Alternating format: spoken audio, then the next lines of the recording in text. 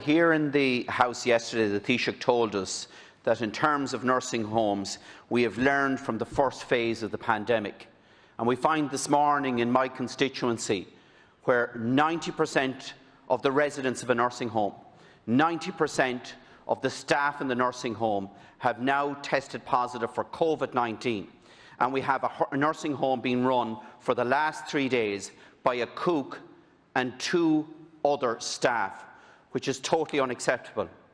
Now, Taoiseach, I accept that you don't know the detail in relation to it.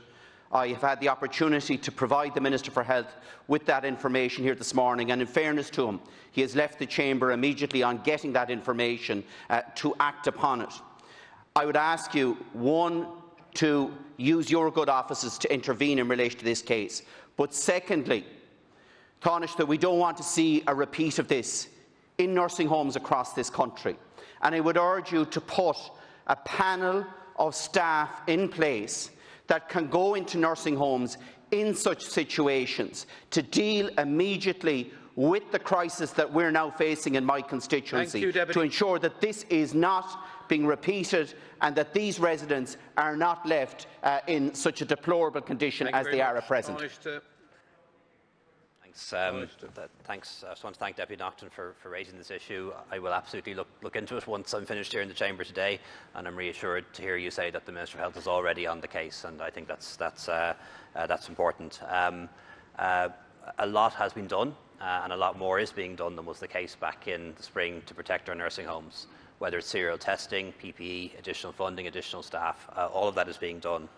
But the sad truth and the sad reality which we must all face is that if this virus is circulating at high levels in the community, it will get into nursing homes, into hospitals, into schools, into factories, into other places, and we all have our part to play in making sure that that doesn't happen.